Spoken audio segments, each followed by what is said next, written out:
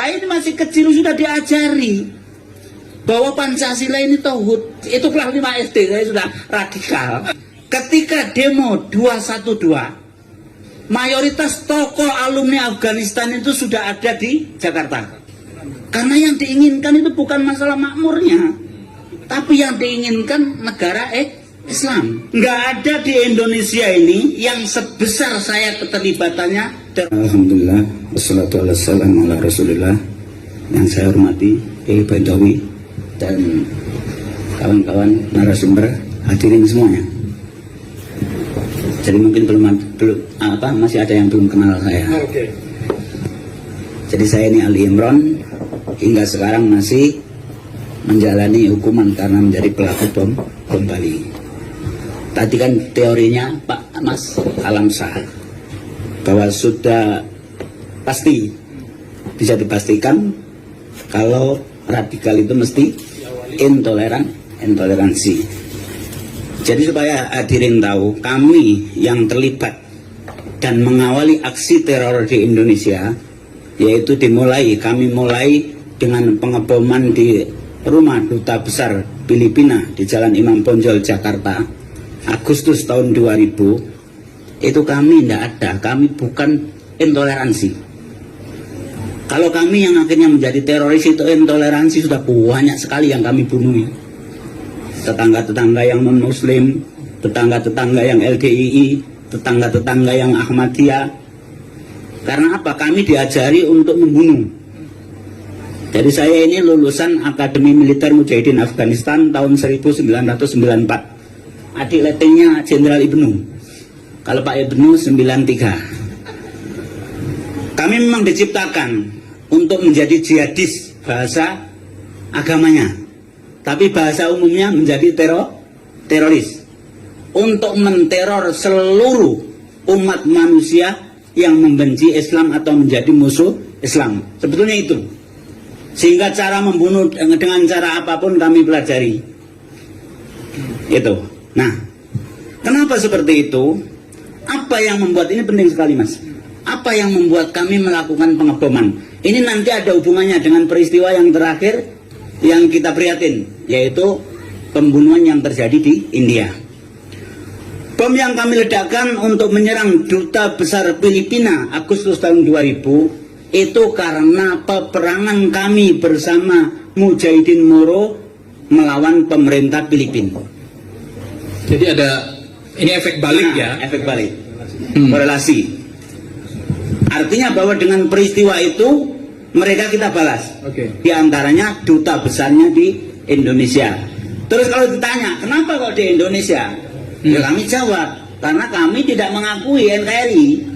Karena kami inginkan itu NKRI itu menjadi negara Islam Indonesia, balik lagi NII. Jadi supaya jelas. Nah, kemudian bom kedua, bom gereja malam Natal serentak di beberapa kota di Indonesia tahun 2000, yaitu tanggal 25 Desember. Termasuk di Mojokerto. Saya yang melakukan. Itu kenapa? Karena kerusuhan Ambon dan Poso, yaitu penyerangan yang dilakukan oleh oknum Kristen terhadap umat Islam. Oleh karena itu Hambali itu senior saya di Afghanistan yang sekarang dipenjara di Guantanamo, Amerika, oleh Amerika, datanglah ke Indonesia. Waktu itu dia di Malaysia. Dia ngajak kami, dia pertama mengatakan kalau orang Kristen bisa menyerang umat Islam ketika Hari Raya Idul Fitri, kenapa kita nggak bisa memberi peringatan mereka ketika mereka Natalan? Nah, itu yang kedua. Yang ketiga, bom atrium Senen. Itu adalah tujuannya untuk menyerang para pendeta yang mau pertemuan di situ, membicarakan masalah Ambon sama Poso. Jadi mau dibom dengan bom tas. Nah, pelakunya ini orang Malaysia, masih pakai jam Malaysia, lebih cepat 1 jam dari yang dijadwalkan. Jadi sampai ke Indonesia jamnya belum diputar. Sampai nyetel bomnya pun belum diputar. Seharusnya bom 1 jam kemudian meledaknya sudah 1 jam kemudian ketika dibawa. Kemudian bom Bali. bom yang keempat berarti. Ini adalah untuk membalas pasca runtuhnya WTC, Amerika menyerang Afghanistan, orang sipil pun kena, kami ada hubungannya dengan Afghanistan, maka kita seranglah orang-orang bule di Bali, karena banyaknya orang bule adalah di Bali. Jadi perlu diketahui bahwa alumni Afghanistan sama Filipina, teman-teman kami dalam Jamaah Islamiyah itu tidak kurang dari 400 orang. Yang terlibat pengeboman baru 20 orang. Berarti ada 380 orang itu alhamdulillah sampai sekarang tidak ada yang terlibat. Mudah-mudahan nggak terlibat lagi dengan aksi-aksi seperti itu. Makanya setiap ada sesuatu kejadian yang bernuansa sara, itu terutama terhadap Islam, saya paling ngeri. Karena jangan-jangan nanti pemikiran kawan-kawan itu begitu ada kejadian seperti ini langsung akan membalas. Itu. Nah itu jadi patut kita khawatirkan, tetapi kita, terutama tokoh masyarakat, semua lapisan masyarakat, semua pihak ini harus berusaha supaya kejadian seperti India ini tidak terjadi lagi. Bukan maksudnya begini. Kejadian yang seperti itu jangan terulang lagi. Kemudian jangan sampai kita membalas, karena nggak ada gunanya.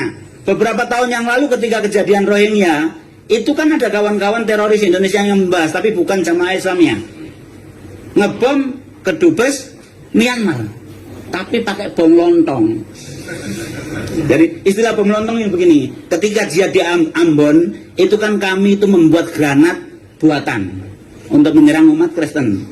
Granat buatan ini ya seperti lontong, ya. Jadi paralon besi itu kemudian kita isi bom, baru kita lempar. Nah, ngebom ke Dubes Myanmar pakai itu, belum apa-apa sudah ditangkap oleh Pak Ibnu dan kawan-kawan Densus. Nah, itu. Jadi itu nggak ada gunanya. Maka jangan lagi seperti itu. Cukuplah kita doakan para kiai, Pak Baidowi dan kawan-kawan NU semuanya pandai berdoa, munajat supaya tidak ada pembalasan dan tidak ada kejadian. Amin. Para hadirin semua, khususnya Mas yang tanya tadi, Mas Baik. jadi dalam masalah deradikalisasi itu saya merasa saya yang paling tanggung jawab. Oke. Untuk mengembalikan pemikiran itu. Oleh karena itu saya sampai konslet sama kakak saya Ali Gufron alias Mukhlas dan Amrozi, plus kawan saya satu leteng di Afghanistan Imam Samudra, ketika kami sama-sama sudah ditangkap di Mapolda Bali. Waktu itu saya ajak, ayo kita sadar, bom Bali kita niatkan untuk jihad. Kita harus ingat, jihad sejak zaman disyariatkannya oleh Allah kepada Nabi Muhammad. Kalau jihad itu kalah, pasti ada kesalahan. Nah, kita ini sudah ditangkap, berarti artinya bahwa kita ini kalah. Bom Bali belum 1 bulan Amrozi sudah ditangkap. 3 jam kemudian saya DPO. Jadi saya ini yang disebutkan Amrozi, kedua setelah dia yang terlibat pelaku bom Bali. Artinya bahwa sekarang mayoritas tokoh pengebom Bali ini sudah ditangkap. Ayo kita sadari bahwa ini jihad yang salah. Tapi akhirnya tetap ngotot bahwa saya yang disuruh tobat. Nah, sudahlah, akhirnya kita pisah. Akhirnya saya sejak itu mengkampanyakan untuk deradikalisasi. Nah, kesulitan saya sampai sekarang ini, Mas, saya lakukan selama 17 tahun di penjara ini, tidak ada waktu sedikit pun kecuali deradikalisasi. Baik melalui media atau melalui orang besuk, selalu saya tekankan. Sampai pernah Nurdin M. Top sama Dr. Azhari ketika masih ada itu saya pesankan, kasih tahu 2 orang itu, jangan melakukan aksi lagi, ya. Kalau masih melakukan aksi, jangan disalahkan saya kerjasama polisi nangkap mereka. Sampai seperti itu. Dan murid-murid saya, binaan saya, sejak pertama sudah saya kirimi surat, saya pahamkan. Alhamdulillah dari ratusan orang sampai sekarang nggak ada yang terlibat. Nah, ini permasalahannya. Nah, yang jadi ganjalan dalam deradikalisasi itu nyelenehnya beberapa tokoh. Di antaranya masih nyeleneh bahwa terorisme di Indonesia ini adalah rekayasa atau konspirasi. Ini yang nyeleneh. Akhirnya sulit kita memahamkan ke masyarakat. Kita ajak untuk deradikalisasi bersama-sama. Karena deradikalisasi itu tidak cukup tanggung jawab saya sebagai mantan dan tobat, nggak cukup. Tidak cukup BNPB, nggak cukup. Tapi semua pihak harus. Karena namanya teroris, supaya nanti nggak bingung, saya sampaikan teroris sekarang ini ada dua kubu. Satu yaitu Al-Qaeda dan yang berafiliasi dengannya. Yang kedua ISIS dan berafiliasi dengannya. Masing-masing ini bermusuhan. Bermusuhan dua kubu ini kita harus bersyukur daripada bersatu. Dan gitu. Jadi supaya nanti tidak bingung, ada perbedaan. Nah kami ini JI, Darul Islam dan kawan-kawan ini afiliasinya tetap ke Al-Qaeda. Itu tadi supaya nggak bingung. Itu kami juga yang berafiliasi ke Al-Qaeda ini juga dimusuhi oleh ISIS. Jadi yang pertama dijadikan musuh oleh ISIS itu justru jihadis atau teroris yang afiliasinya ke Al-Qaeda. Nah seperti ini tantangan. Oleh karena itu bahwa kita yang cinta NKRI ini harus semua pihak harus terlibat dalam deradikalisasi. Kalau yang misalkan belum tahu caranya bagaimana, monggo sowan besok saya ke rutan narkoba Polda Metro Jaya. Saya akan terima, saya akan kasih resep-resep bagaimana di masyarakat untuk menghadapi ideologi mereka ini, baik yang ISIS ataupun yang Al-Qaeda. Oke. Terima kasih. Tapi saya ada pertanyaan sedikit. Ini sering kita mendengar begini. Orang itu kalau sudah ketemu teroris di penjara, itu boro-boro malah dia jadi teroris juga katanya. Jadi semacam menjadi institusi, malah kayak jadi kampus. Penyebar itu benar terjadi atau bagaimana? Benar. Tapi kan saya kan hanya merekomendasikan ke saya, bukan ke yang lain. Kalau ke yang lain itu bahaya. Makanya sering saya sampaikan, terutama ke Pak Ibnu sebagai Densus BNPT itu begini, sampean jangan mudah percaya sama teroris kecuali sama Ali Imron. Apa bedanya? Apa bedanya Ali Imron dengan yang lain? Beda, karena saya sudah teruji. Kan gitu. Teruji betul-betul meluruskan. Teruji betul-betul bahwa menyadari kesalahan. Itu. Dan itu Pak Ibnu dan kawan-kawan yang tahu bagaimana saya teruji. Nanti saya tanya ke Pak Ibnu. Ya. Oke, terima kasih Mas. Saya terakhir ini sebelum saya lupa ini. Seberapa besar sih intoleransi itu menyumbang terhadap gerakan radikalisme terorisme? Jadi kan ada wabah intoleransi. Mas Alam ini tiap tahun mencatat. Tiap tahun mencatat ada perusakan rumah ibadah, ada penolakan terhadap ini, ada kelompok yang didiskriminasi. Terus sepertinya bertambah Mas, semakin ininya. Nah itu ada nggak sih kalau ini naik misalnya yang itu juga naik gerakan terorismenya? Atau seperti apa? Jadi begini, tentang intoleransi dan anti keberagaman itu saya sebagai teroris itu justru kaget. Maksudnya kaget? Kagetnya begini, saya ikuti apa istilahnya gonjang ganjing itu pasca kasus Ahok. Di media, di macam-macam itu kok masyarakat ini yang muslim maksudnya kok lebih brutal daripada teroris saya gitu. Iya, kan gitu. Maksudnya begini, dalam komentar, dalam hal-hal yang berhubungan dengan intoleransi dan anti keberagaman itu kok saya itu kan sudah nggak ada di Indonesia ini yang sebesar saya keterlibatannya teroris sampai sekarang.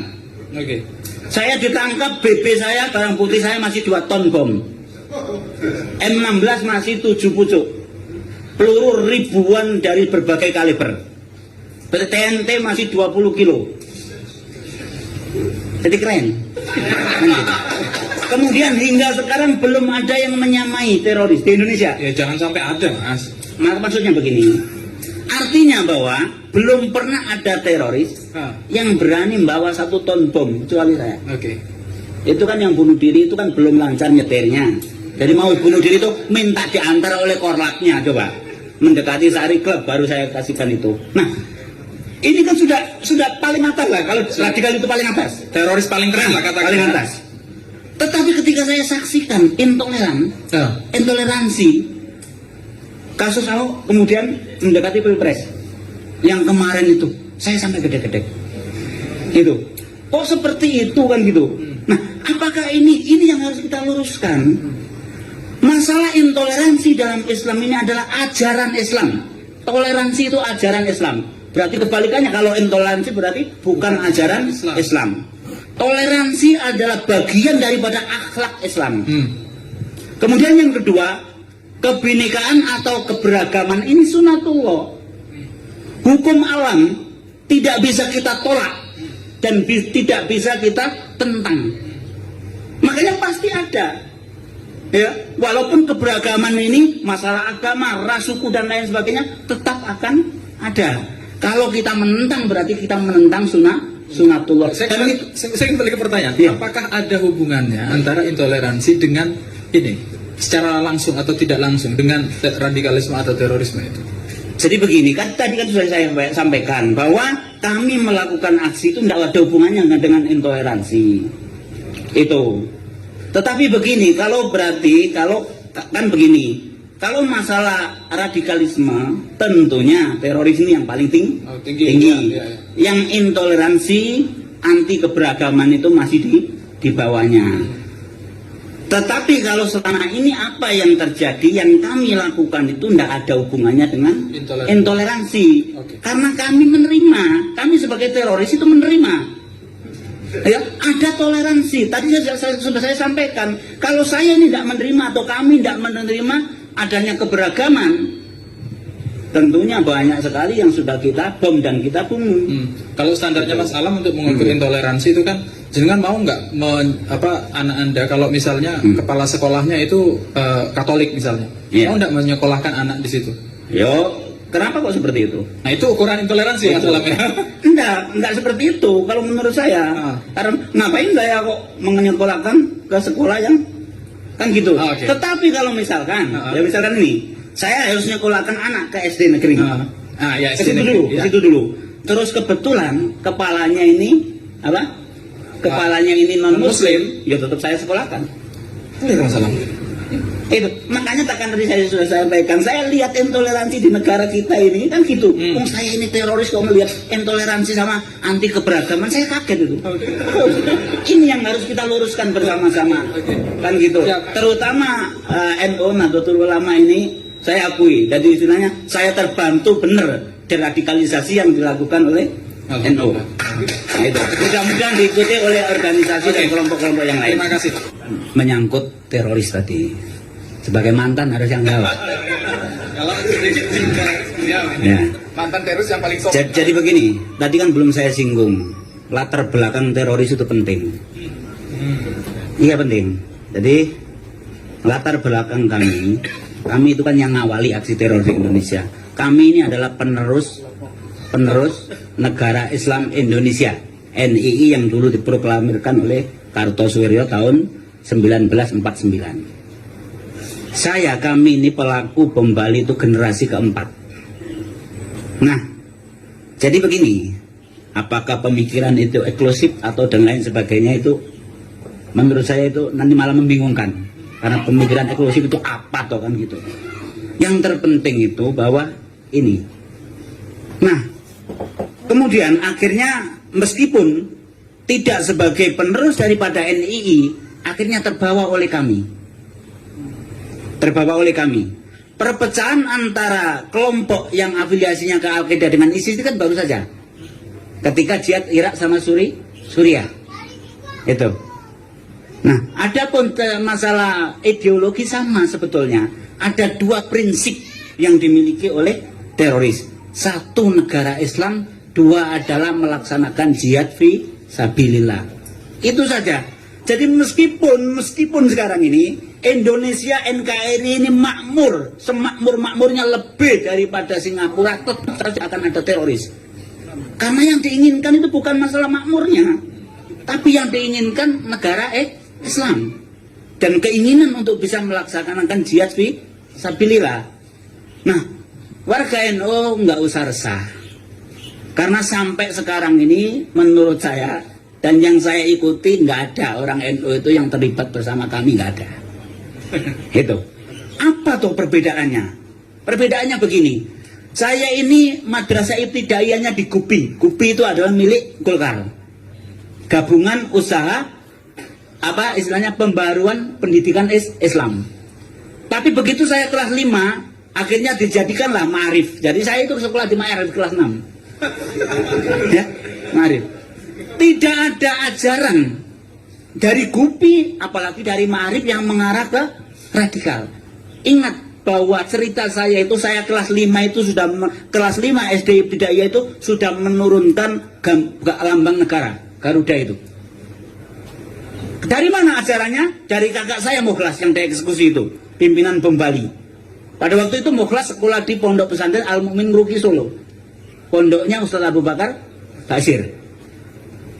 Begitu Mukhlas liburan, saya ini masih kecil sudah diajari bahwa Pancasila ini tauhid. Pada waktu itu presidennya kan Soeharto tauhid, polisi tauhid, tentara tauhid. Jadi apa label-label itu sudah saya dengarkan sejak kecil. Lah bapak almarhum itu kan Carik Sekdes. Waktu itu namanya Carik, ya harus ada foto wakil presiden plus Pancasila. Saya turunkan itu karena diajari oleh Mukhlas. Itu kelas 5 SD, saya sudah radikal. Kan gitu. Nah, sekarang ini tugas kita kan sudah ngerti itu. Jadi bahwa di situ tidak jauh. Yang akhirnya ISIS pun dari sana. Itu. Jadi dari pendidikan yang sejak dini. Adapun nanti misalkan dalam perjalanan ada yang dicomot itu orang yang diantaranya sekarang Armasan yang bom di mobil. Itu orang Malimping. Ini, dia pernah jadi preman. Pernah kasus curanmor. Kemudian dia ingin tobat. Kalau tobat ini ketemu orang NU atau orang Muhammadiyah mesti dinasihati. Kamu harus memperbaiki sholat kamu. Kalau nanti punya duit umroh kan begitu. Ini kalau normal, ketemu ustadznya nggak normal.